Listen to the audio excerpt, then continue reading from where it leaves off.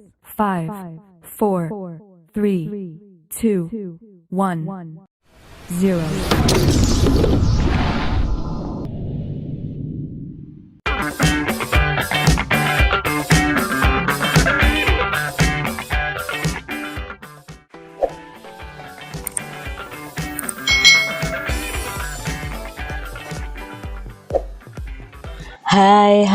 Hai, selamat datang di channel YouTube Kak Citra. Apa kabar nih adik-adik semuanya? Kak Citra berharap kalian dalam keadaan yang baik, sehat, dan siap untuk belajar. Hari ini kita akan belajar bersama-sama untuk mata pelajaran tematik kelas 6. Kita belajar di tema 2, Persatuan dalam Perbedaan, subtema 3, Bersatu Kita Teguh, pembelajaran yang ketiga. Kalian penasaran apa yang akan kita pelajari hari ini? Mari kita belajar bersama-sama. Hidup rukun dalam perbedaan merupakan landasan terciptanya persatuan dan kesatuan bangsa. Tahukah adik-adik semuanya bahwa bermain bersama dengan teman-teman yang berbeda secara damai dan saling menghargai adalah cerminan hidup rukun? Hidup rukun merupakan landasan terciptanya persatuan. Udin, Siti, Dayu, Beni, Edo, dan Lani selalu berupaya menunjukkan sikap tersebut dalam kehidupan sehari-hari. Mereka bermain bersama, saling menghargai, saling membantu, saling bekerja sama, dan saling belajar tentang budaya lain. Nah, di sini Udin dan teman-temannya itu selalu hidup rukun adik-adik. Hari ini mereka mempelajari salah satu permainan tradisional dari Nusa Tenggara Timur, yaitu rangku alu. Permainan ini membutuhkan keterampilan melompat yang baik. Nah, adik-adik akan belajar tekniknya sebelum kalian bermain rangku alu. Ini adalah teknik melompat yang benar adik-adik. Kepala kita tegak, punggung kita rata, lalu pangkal paha kita agak ditekuk sedikit adik-adik, atau pangkal paha di bagian lutut kita ini ditekuk ya. Dan pergelangan kaki kita juga sudah siap melompat. Ini adalah posisi melompat yang baik dan benar. Bagaimana cara bermain rangku alu? Ayo kita pelajari adik-adik. Nah, untuk bermain rangku alu sendiri, alat yang digunakan adalah 4 buah bambu dengan panjang 2 meter. Cara bermainnya, pemain terdiri atas 2 kelompok, yaitu kelompok yang bermain dan kelompok yang menjaga. Kelompok yang menjaga menggerak-gerakkan bambu, yaitu dengan cara 4 orang berjongkok nih adik-adik, membentuk bidang persegi dan memegang 2 bambu sambil bernyanyi. Nah ini ya, ini adalah kelompok yang menjaga. Lalu kelompok yang pemain ini mendapat giliran bermain akan melompat di sela-sela bambu. Mereka harus menghindari jepitan bambu. Pelompat akan masuk dalam bidang persegi dan melompat-lompat sesuai irama buka tutup bambu.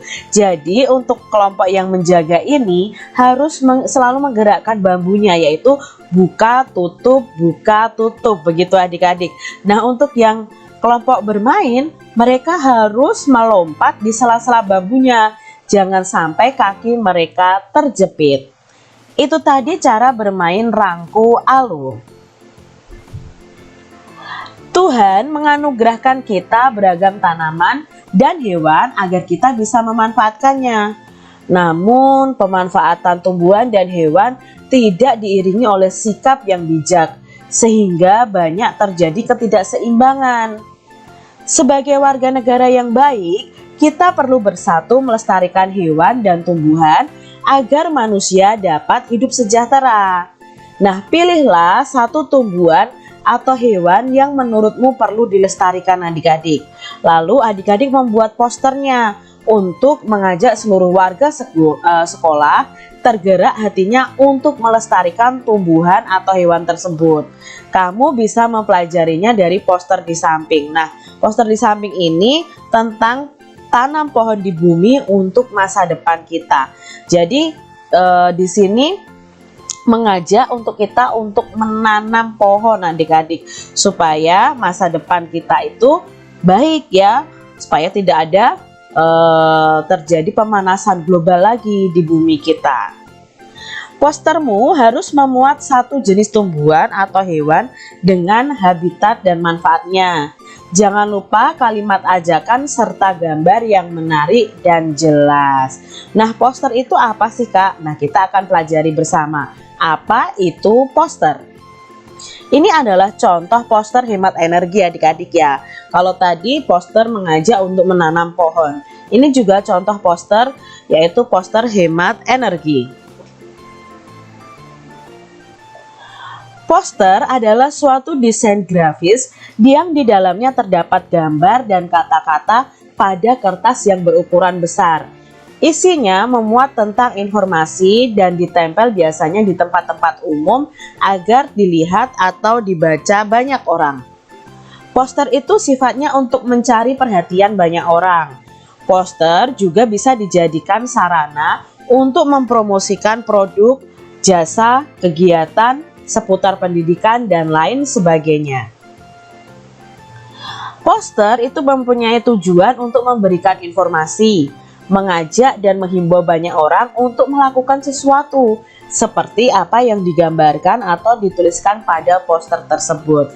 Jadi kamu nanti membuat posternya dengan tujuan mengajak atau menghimbau banyak orang untuk melakukan sesuatu, yaitu untuk melestarikan tumbuhan dan hewan di sekitar kita. Nah, untuk ciri-ciri poster, yaitu yang pertama merupakan karya seni yang memadukan antara gambar dan kata-kata adik-adik. Nah, itu dibuat pada kertas yang berukuran besar supaya lebih mudah dibaca oleh orang banyak. Nah, biasanya poster itu warna-warnanya itu mencolok. Tujuannya itu supaya dapat menarik perhatian. Yang ketiga, berisikan kalimat-kalimat yang cukup singkat, jelas, dan mudah dimengerti. Jadi kalimatnya harus singkat adik-adik dan jelas. Nah, tadi kalimatnya itu berupa kalimat ajakan untuk melestarikan tumbuhan atau hewan. Nah, poster biasanya itu mengandung unsur gambar yang menarik agar membuat banyak orang penasaran untuk melihat dan membaca informasi yang ada di dalamnya. Nah, biasanya poster itu ditempel di tempat-tempat yang ramai atau tempat-tempat yang strategis. Ini adalah ciri-ciri poster. Lalu berikutnya adalah syarat-syarat membuat poster. Harus dibuat semenarik mungkin supaya bisa menarik perhatian banyak orang. Poster harus ditempelkan di tempat yang ramai. Bahan untuk membuat poster itu harus bagus kualitasnya supaya tidak cepat rusak. Bahasa dan kalimat yang digunakan harus mudah dipahami oleh banyak orang. Itu syaratnya adik-adik. Nah, kalimat pada poster harus singkat, jelas, dan padat. Mengkombinasikan antara gambar yang menarik dengan tulisan. Nah, dari penjelasan Kak Citra ini tentang poster, adik-adik bisa menggambar poster dan memberikan kata atau kalimat ajakan untuk melestarikan hewan dan tumbuhan di sekitar kita. Persatuan dapat membawa kebaikan. Begitu pula dalam belajar. Adik-adik bekerja sama dengan teman kalian agar tulisan kalian atau setiap pekerjaan kalian itu mendapatkan hasil yang lebih baik. Nah, di sini kita akan belajar bagaimana sejarah Sangsaka Merah Putih. Sangsaka Merah Putih merupakan sebutan dari bendera nasional Indonesia. Nah, Sangsaka Merah Putih ini warna merah, putih itu memiliki makna. Merah itu berarti berani dan putih itu berarti suci. Merah sendiri melambangkan tubuh manusia, sedangkan putih melambangkan jiwa manusia. Keduanya sangat penting dan saling melengkapi. Itulah makna dan lambang dari Sangsaka Merah Putih. Bendera pusaka Sangsaka Merah Putih itu dibuat oleh Ibu Fatmawati, istri Presiden Soekarno pada tahun 1944. Bahan bendera tersebut terbuat dari katun Jepang dengan ukuran 276 cm dikali 200 cm. Sejak tahun 1946 sampai dengan 1968, bendera tersebut hanya dikibarkan pada setiap hari ulang tahun kemerdekaan. Nah, ini adalah gambar dari alat jahit yang digunakan oleh Ibu Fatmawati untuk membuat bendera pusaka merah putih. Karena usianya yang sudah tua adik-adik, sang saka merah putih itu terakhir kali dikibarkan pada tahun 1969. Bendera tersebut akhirnya disimpan di Museum Nasional. Nah, pemerintah kemudian membuat bendera duplikat dengan ukuran 300 cm dikali 200 cm. Nah, ini tadi tentang sang saka merah putih adik-adik. Karena itu terbuat dari kain dan sudah cukup lama juga, jadinya rapuh, jadi tidak dikibarkan lagi sampai sekarang, hanya disimpan di Museum Nasional. Setelah membaca teks di atas tadi ya tentang sang saka merah putih, lengkapi peta pikiran berikut dengan menggunakan kalimat efektif. Nah, adik-adik bisa membuat peta pikiran ini supaya memudahkan kalian dalam memahami suatu informasi. Kak Citra sudah membuat contoh tentang peta pikiran sang saka merah putih yang Kak Citra ambil dari damarota.com. Nah, di sini untuk apa? Nah, sang saka merah putih itu menjadi sebutan bendera Indonesia. Lalu ada peta pemikiran berikutnya, karena warna merah putih mempunyai arti berani. Merah artinya berani, sedangkan putih itu artinya suci. Lalu siapa yang membuatnya? Ibu Fatmawati, istri dari Soekarno. Nah, sekarang di mana sang saka merah putih disimpan? Itu disimpan di Museum Nasional. Lalu kapan dibuatnya? Oh, pada tahun 1944. Bagaimana ukurannya? Nah, ukurannya itu dibuat dengan ukuran 276 cm dikali 200 cm dari katun Jepang, dan bendera hanya dikibarkan ketika hari kemerdekaan saja. Ini adalah contoh dari peta pikiran sang saka merah putih. Bersatu dalam kebaikan akan membuahkan hasil yang luar biasa adik-adik.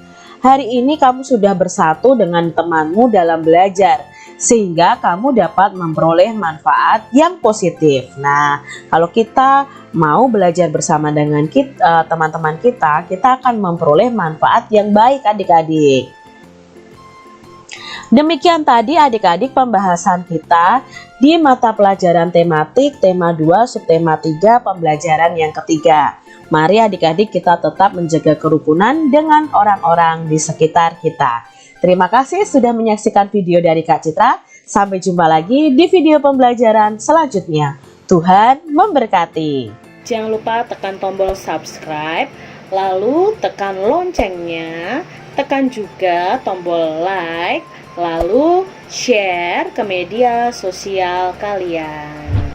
Jangan lupa untuk ikuti media sosial Kak Citra. Terima kasih.